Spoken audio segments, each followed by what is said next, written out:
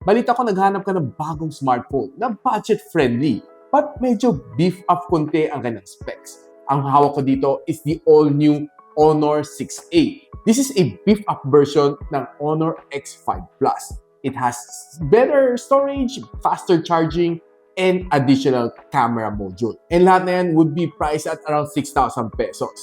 Tara, pag-usapan natin right after this quick intro. So hi guys, ako pala si Rich mo ng Gadget Sidekick and welcome back to my channel. Ito bagong Honor X6a is priced at 6,999 para sa kanya 4 gigs of RAM and 128 gigs of storage. Tara, unbox muna natin. So guys, this is the Honor X6a. It's a beef-up version ng Honor X5 Plus.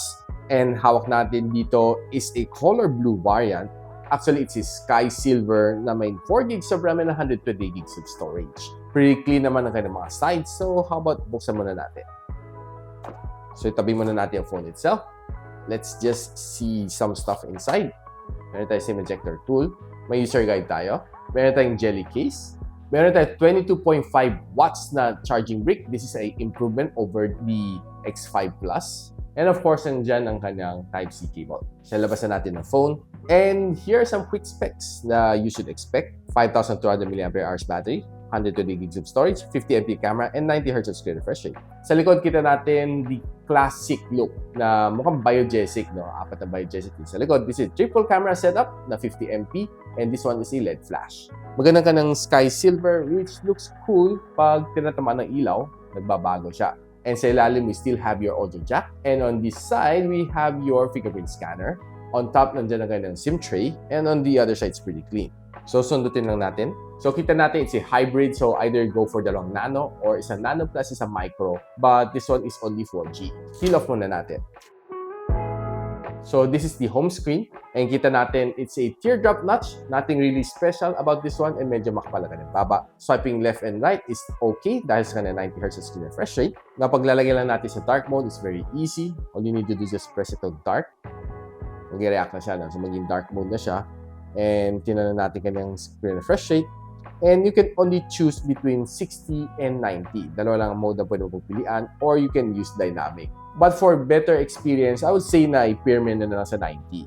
Now, if you're browsing sa iyong mga favorite socials, sa TikTok, sa Facebook, smooth naman siya. Wala naman naging problema. As long as you have a very nice na internet connection, lahat okay na okay dito. Now, itong phone na ito is being powered by MediaTek Helio G36. Nothing really special about this chip. Kaya naman multitasking. Yung nga lang, hindi na kaya mag-heavy games. But everyday usage, panalong-panalo siya. And it also has a 6.56-inch na TFT LCD display na may 90Hz screen refresh rate. Ang kaya lang niya mag-display dito is up to 720p. But nevertheless, I would say na sobrang enjoy naman manood dito sa phone na ito. Together with the whole barkada, together with the whole family. Yung nga lang, ang kanyang sounds is not that loud. So, I would say na i-utilize na lang ang audio jack dito sa ilalim. Or you can buy a Bluetooth TWS.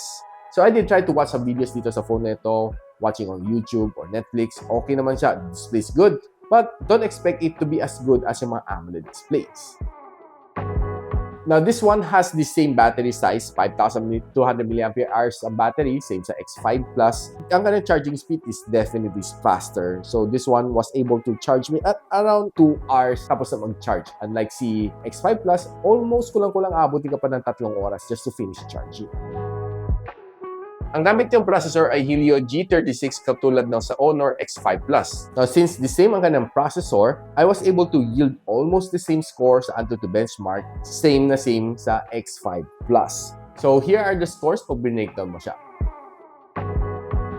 Now, tinry naman natin maglaro ng quick game dito sa Call of Duty Mobile. Mababa lang settings ang kaya nito, same sa X5 Plus. And the gameplay was okay. You can get it going. Yung nga lang, don't expect too much from this phone for gaming. Pero, tinakbo ko naman ML, CODM, and PUBG. Kaya naman nila tumakbo. Now, checking on its camera, this one has one more camera lens dito as opposed kay X5 Plus. Meron siyang macro lens. So, this one is composed of a 50MP na main camera sensor, 2MP na macro lens, and 2MP na depth sensor. Kaya na mag-shoot only up to 30 FPS and 1080p. And ang kanyang harap, you can only shoot up to 1080p and 30 FPS then on a 5MP na front-facing camera. Now, checking some of the sample photos na kinuha ko outdoors, okay naman siya. Nothing really impressive dito sa kanyang camera. But it was able to give me some nice snaps whenever I need it. But on indoor condition, well, some decent shots, but do not expect too much din sa kanya. And ang kanyang front-facing camera is just okay. But there are times na gumaganda naman mga shots, but don't expect too much again, like I said.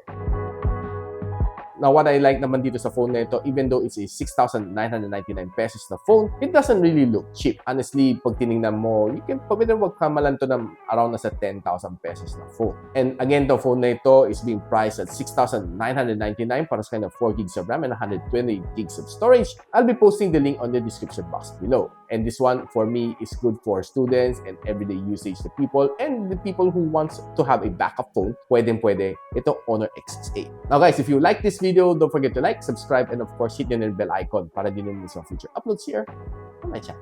And so, ako para si Richmond, and you're watching Gadget Sidekick. What's up? Like and subscribe to my channel. Don't forget to hit that notification bell.